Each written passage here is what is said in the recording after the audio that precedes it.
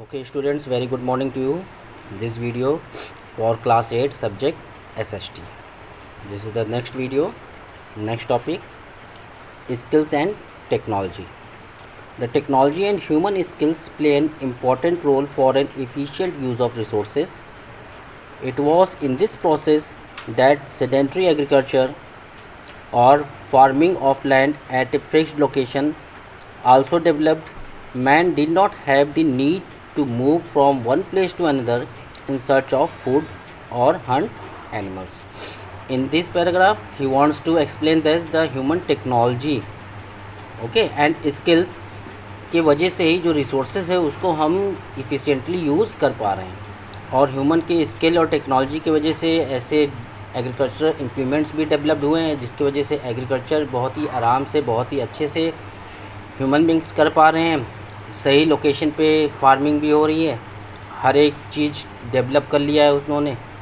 Tubewell है जिससे आराम से इरिगेशन हो जा रहा है, वाटर की कमी नहीं हो रही है इस तरीके से। और फिर एक जगह से दूसरी जगह लोगों को जाना आना भी नहीं पड़ रहा है फूड के सर्च में, या एनिमल्स को मारना भी नहीं पड़ रहा है, क्योंकि वो अपना फूड खुद ग्रो कर ले रहे हैं, अपनी नीड्स को पूरा कर ले रहे हैं। Okay, next topic is cost.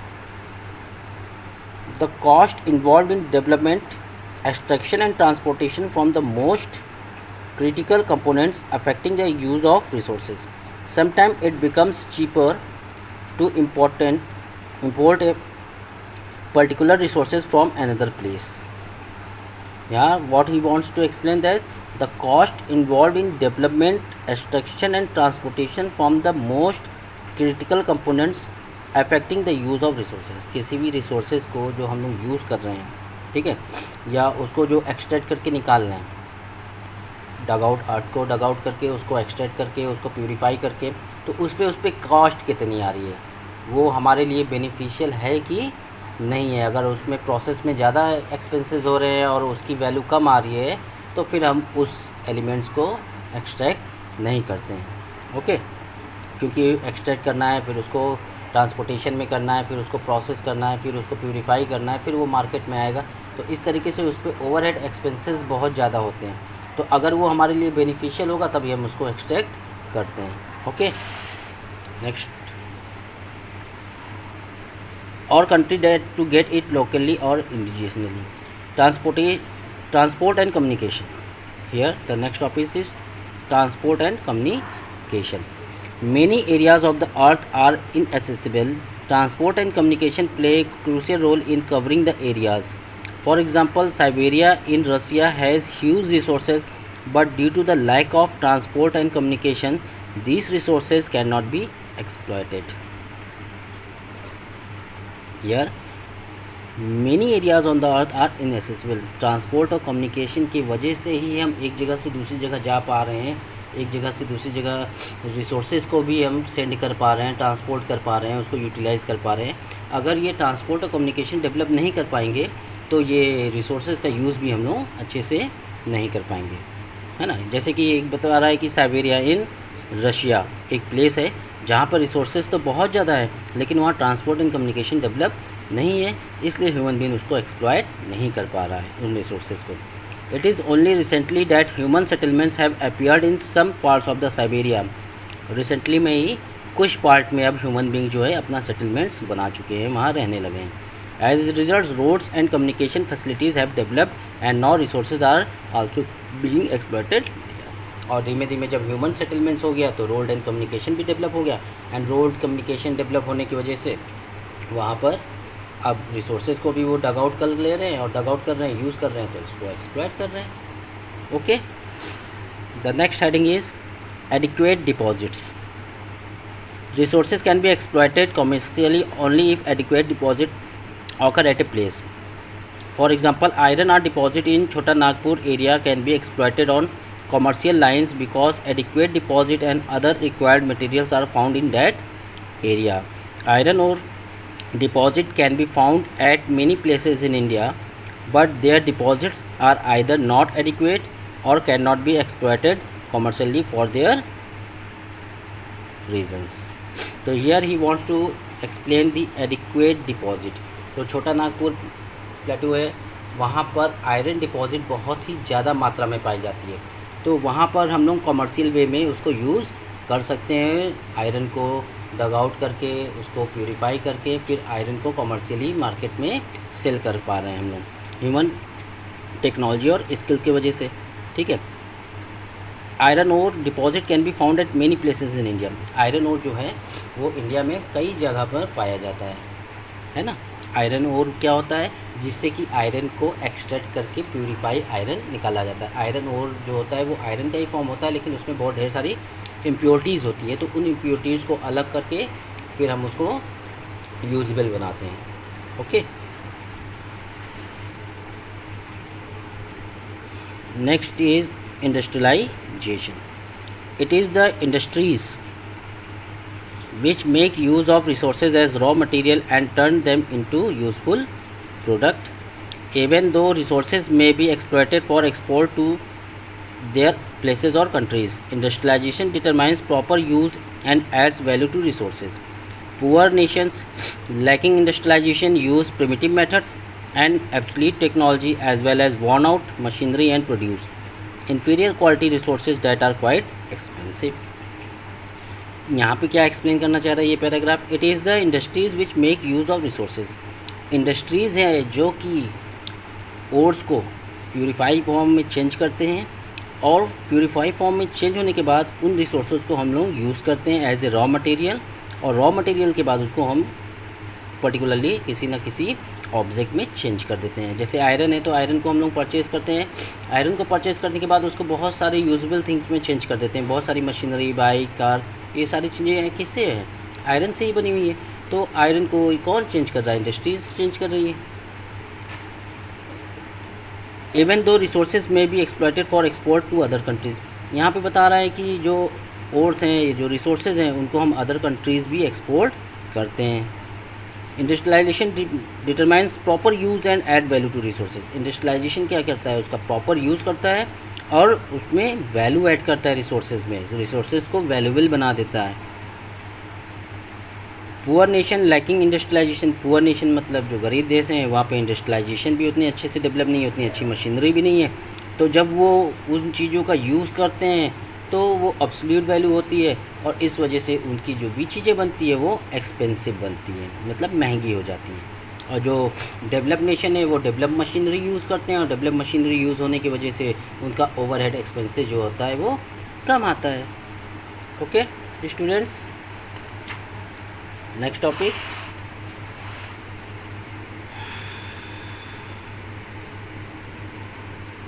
Time.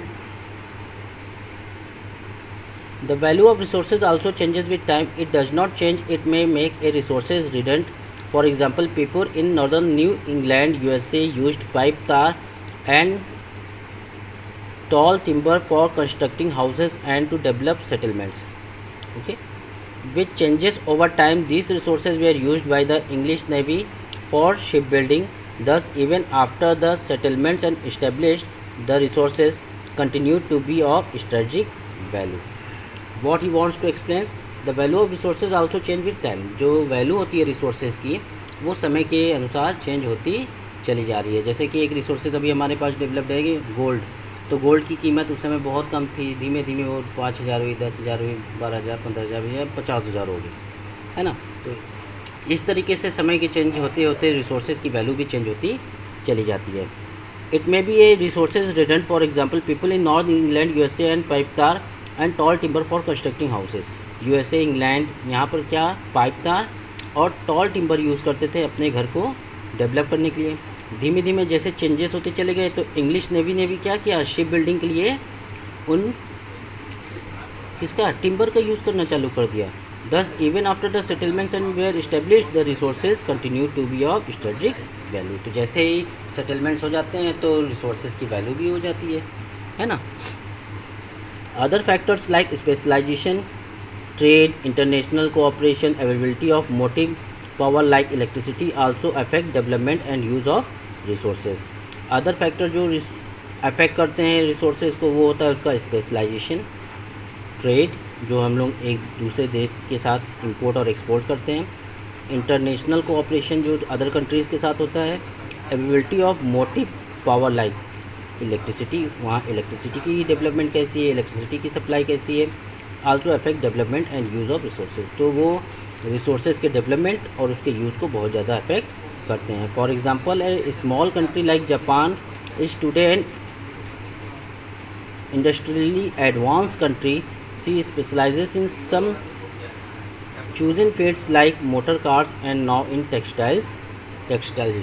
तो यहाँ पे बता रहा है कि जापान जो है बहुत ही छोटी कंट्रीज़ है, लेकिन वहाँ पे जो उनकी टेक्नोलॉजी है, स्किल्स है, वो बहुत ही ज़्यादा डेवलप है। वहाँ पे उनके पास कोई भी रॉ मटेरियल्स नहीं है, अवेलेबल नहीं है, रिसोर्सेज नहीं है, तभी वो दूसरे कंट्रीज़ से वो रिसोर्सेज को अवेलेबल करके उनको प्रोसेस करके और दूसरे कंट्रीज़ में सेल कर देते हैं, है ना।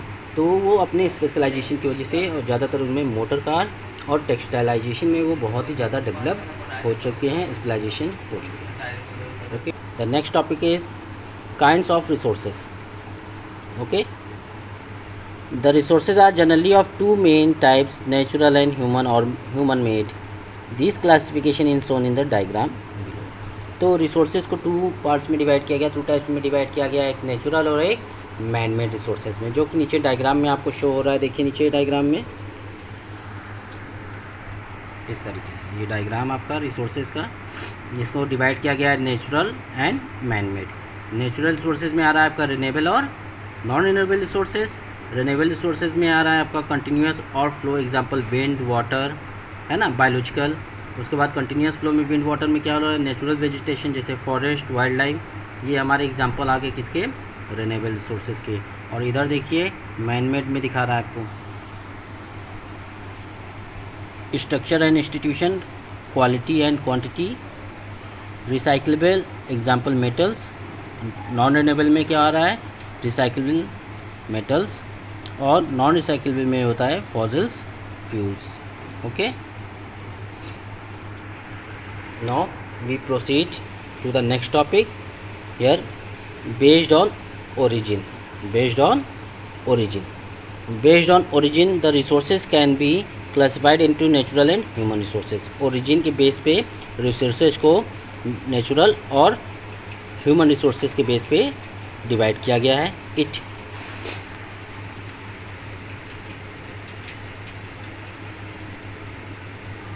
It's human beings who add value to natural resources and make them useful।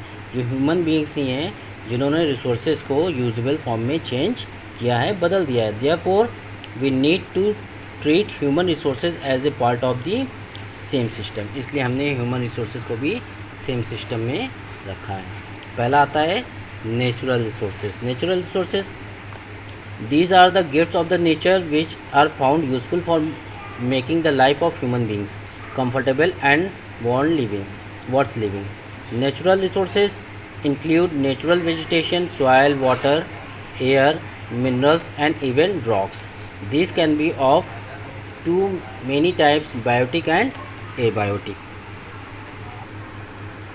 Okay students, तो ये नेचर के द्वारा गिफ्ट्स है, बहुत ही यूज़फुल होता है फॉर ह्यूमन सेटलमेंट्स के लिए, उनके कंफर्टेबल के लिए और उनकी लाइविंग को ईजी बनाने के लिए, है ना। Natural resources include natural vegetation. Natural resources में नेचुरल वेजिटेशन भी आते हैं, जैसे कि सॉयल, वाटर, फॉरेस्ट, मिनरल्स और रॉक्स भी। They can be many types, biotic and abiotic. इनको हमने टू पार्ट्स में डिवाइड किया है, बायोटिक और एबायोटिक। बायोटिक रिसोर्सेज क्या होते हैं, these are living resources like forest and forest product, agriculture, animals, birds, marine life etcetera. Biotic resources जो है वो इंक्लूड करता है लिविंग थिंग्स को, जैसे कि forest, plants, agriculture, animals, birds, marine life, ये हमारे क्या होते हैं, बायोटिक रिसोर्सेज होते हैं। हाँ, abiotic resources non living things को लेते हैं। दीज आर मटेरियल रिसोर्सेज और non living things, minerals like iron ore, copper, land resources, soil etcetera are some such example. और एबायोटिक रिसोर्सेज में जो नॉन लिविंग थिंग्स हैं वो आती हैं, जैसे कि सॉयल है, वाटर्स है, मिनरल्स हैं, है ना।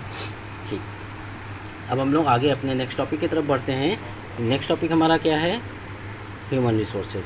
ह्यूमन रिसोर्सेज क्या है, this are the human beings who are made valuable through education, training, experience और in other ways, so that they may become capable of making use of the other resources efficiently. In fact, human resources are the most common as well as useful resources of a region or a country. Human resources do not merely mean the number of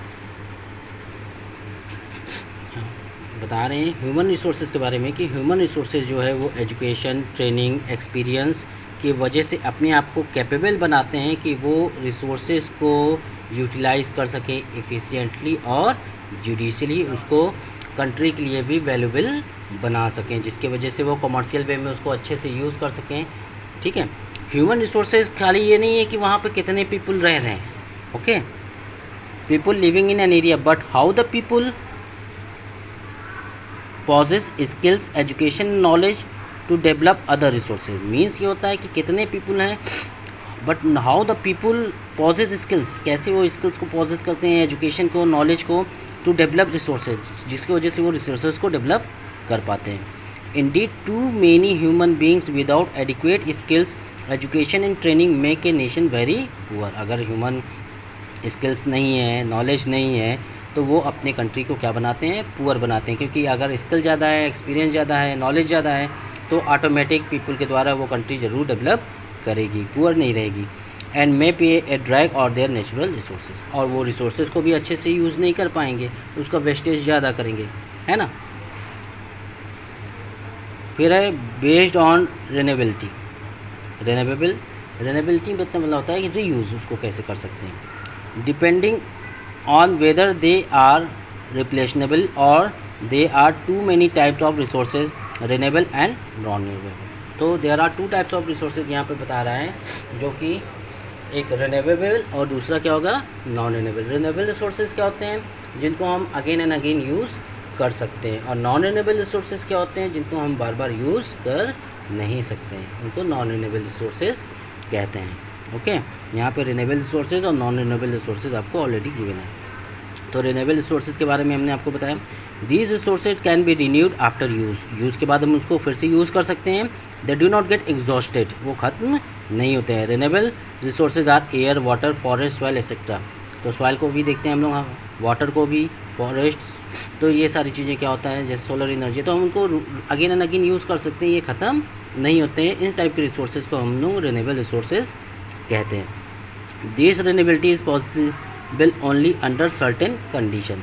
some trees may also take longer time to grow, for example it takes between 50 to 200 years of a tree to grow in a forest.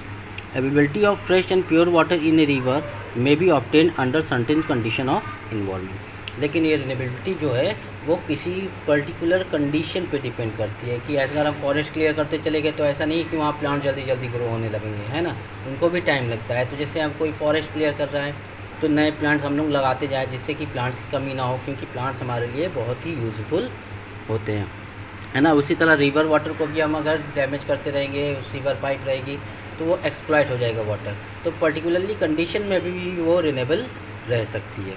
Okay, non-renewable resources, these resources get exhausted after use. Resources may cannot be replenished are fossil fuels such as petroleum gas, coal and other minerals।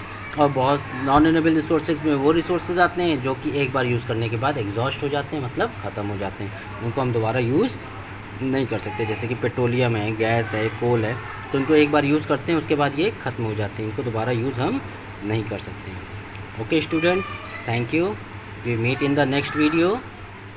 Okay, goodbye.